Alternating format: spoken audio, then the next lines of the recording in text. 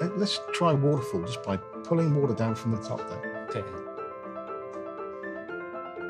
Wouldn't it be great if everybody could be an artist?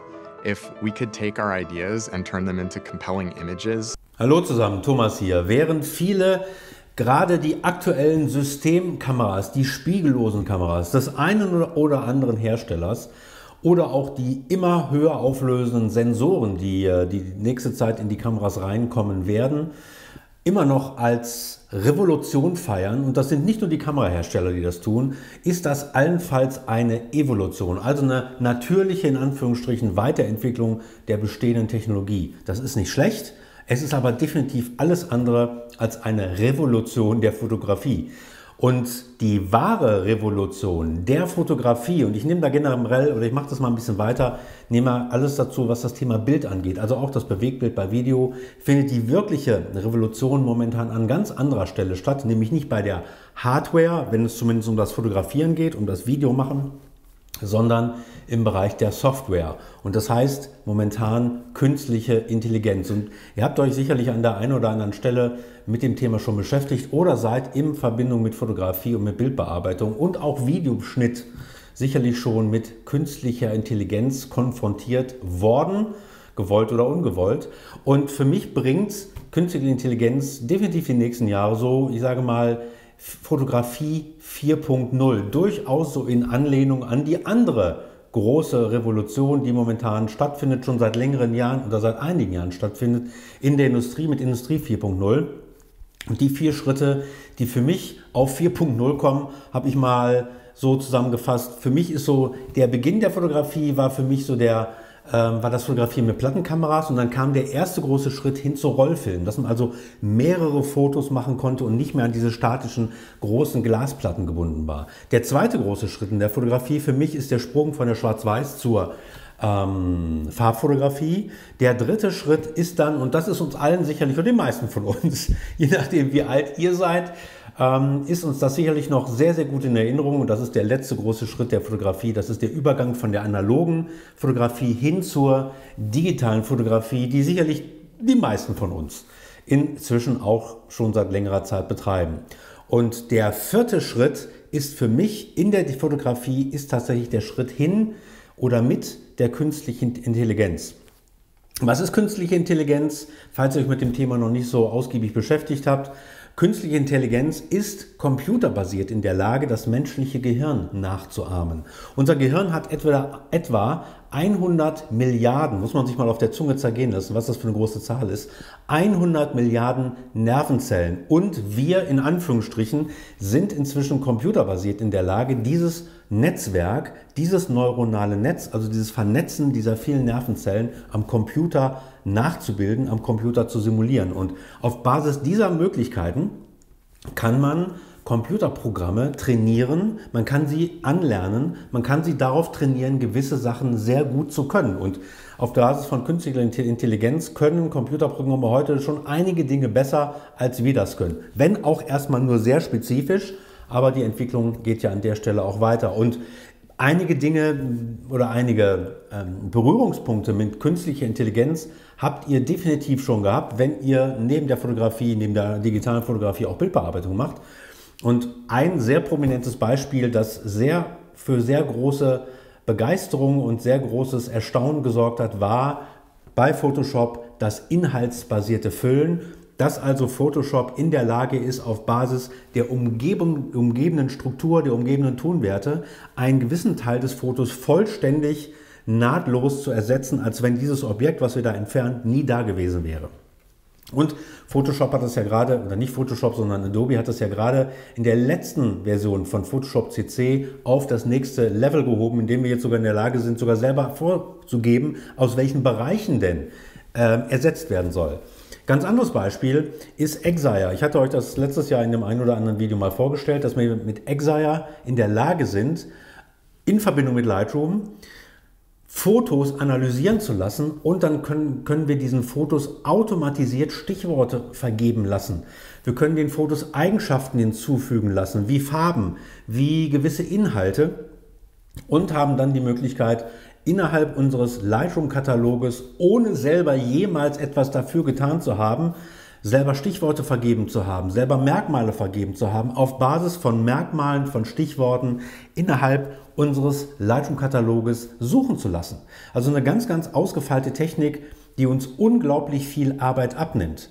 Ein anderes Beispiel, Lumina, gerade die aktuelle Version Lumina 3.1 hat den XAI-Filter weiterentwickelt, XAI 2.0, der also jetzt noch weiterentwickelt wurde, damit man auch Porträts noch besser rauslösen kann oder gewisse andere Objekte, die man dann eben nicht in die weitergehende Bildbeeinflussung, in die Farb-, Kontrast- und Tonwertanpassung hineinnimmt, sondern ganz im Gegenteil rauslässt, wenn man ansonsten die ganze Umgebung mit diesem XAI-Filter beeinflusst. Und das letzte Beispiel, was ich euch, glaube ich, auch in der Richtung vorgestellt hatte, war, glaube ich, sogar letzte Woche, war der Background Remover, mit dem es, das ist eine Webanwendung derzeit, mit der es möglich ist, schneller, sehr viel schneller und mindestens genauso gut wie mit Photoshop den Hintergrund um ein Porträt komplett aus dem Bild zu entfernen und transparent zu machen.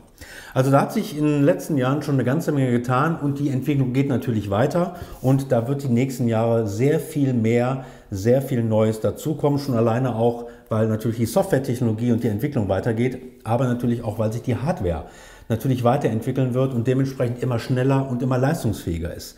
Und falls ihr euch noch mit dem ganzen Thema noch nicht so intensiv beschäftigt habt, um euch so eine Idee zu geben, also einen leichten Vorgeschmack auf das, was die nächsten Jahre da so kommen mag, beziehungsweise was die nächsten Jahre da so kommen könnte, habe ich euch mal 2 Beispiele rausgesucht, die wirklich sehr viel weiter gehen als das, was wir derzeit von Photoshop, von Lumina oder auch von anderen Programmen kennen, mit so ein bisschen KI drin. Und ich zeige euch das gerade mal, was ich da rausgesucht habe. Und das eine kommt von der Firma Nvidia. Nvidia kennen wir alle. Nvidia ist ein Hersteller von Grafikkarten. Und Nvidia hat natürlich ein großes Interesse daran, einmal die Leistungsfähigkeit seiner Grafikkarten weiterzuentwickeln und natürlich auch zu zeigen, was ist denn mit diesen Grafikkarten möglich. Dementsprechend hat Nvidia auch eine sehr große KI-Forschungsabteilung. Und eins dieser Programme, was die entwickelt haben und auch erst vor kurzem im Rahmen eines YouTube-Videos vorgestellt haben, ist eine Software, die kann man so nicht kaufen, die wird wahrscheinlich so auch nie auf den Markt kommen.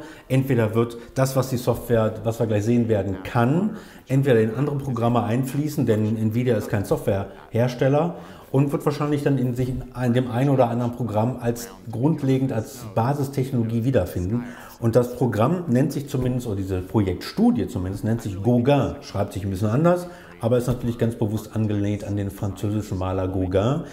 Und dieses Programm ist in der Lage, aus ganz einfachen Skizzen, die wirklich extrem grob sind, die im Prinzip nur aus großen Farbklecksen bestehen, ist in der Lage, daraus komplette fotorealistische Bilder zu generieren. Also Bilder, keine Bilder, die wir fotografiert haben, sondern dann wirklich Bilder, die am Computer generiert wurden. Und ihr seht das, ich lasse das Video hier jetzt für euch sichtbar mitlaufen. Ihr seht das, da kann man einfach irgendeinen Strich reinmalen, kann sagen, das soll Wasser sein und abhängig von der Umgebung, die Software identifiziert hat, die ansonsten in dem Bild schon drin ist, wird möglicherweise einfach ein Wasserfall draus. Es kann aber auch ein See draus werden. Und ein zweites Beispiel, das geht für meinen Geschmack noch so ein paar Stufen weiter und ist natürlich nicht ganz ohne, was ihr da gleich seht. Ich will das auch gar nicht ethisch oder moralisch bewerten, was da möglich ist. Aber mir geht es an der Stelle erstmal wirklich nur um die technischen Aspekte, die uns so einen Vorgeschmack geben auf das, was uns in den nächsten Jahren mit KI in der Fotografie und auch in der Videografie noch erwarten. Und das ist keine Projektstudie, das ist eine Studie, die ein Wissenschaftsteam ins Netz gestellt hat. Und hier geht es darum, dass es möglich ist, Personen in einem Video, also Videos, die bereits aufgezeichnet wurden, dass es möglich ist, diesen Personen im Nachhinein eine vollkommen andere Mimik und Gestik mitzugeben und noch einen Schritt weiter, ihnen vollkommen andere Sprachinhalte in den Mund zu legen. Also das, was sie gesagt haben, vollständig abzuändern und dazu passend dann auch die Gestik und die Mimik gleichlaufend mit einzubeziehen, sodass also diese Person vollkommen realistisch ganz andere Sachen gesagt hat, ganz andere Sachen getan hat.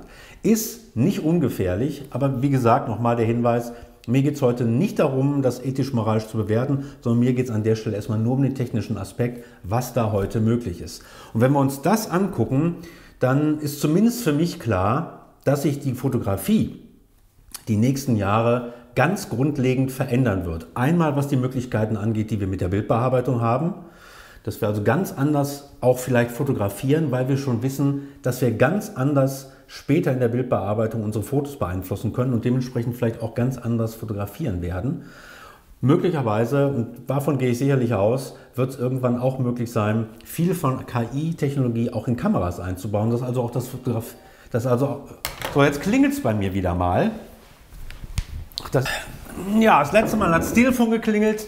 Diesmal hat die Paketbotin geklingelt. Also zurück zum Thema. Also ich gehe fest davon aus, dass irgendwann im Laufe der nächsten Jahre auch KI in die Kamera selber Einzug halten wird. Und vielleicht gibt es ja dann tatsächlich eines Tages die weltberühmte Motivklingel, die uns anzeigt, an dieser Stelle musst du ein Foto machen. Wer weiß, in welcher Form KI in die Kameras Einzug hält. Auf jeden Fall bin ich fest davon überzeugt, was KI angeht. Einmal stehen wir da wirklich absolut am Anfang. Da wird sich die nächsten Jahre, vielleicht Jahrzehnte, unglaublich viel sehr Spannendes entwickeln. Und da hat die Zukunft tatsächlich erst begonnen. Und mit dem Beginn der Zukunft der KI gehe ich fest davon aus, dass das Ende der Fotografie, wie wir sie heute kennen, definitiv dann auch ein Ende finden wird.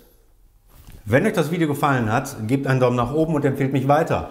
Und abonniert ROR-TV, dann seid ihr immer informiert, wenn es ein neues Video gibt. Ich sage Tschüss, bis zum nächsten Mal auf diesem Sender.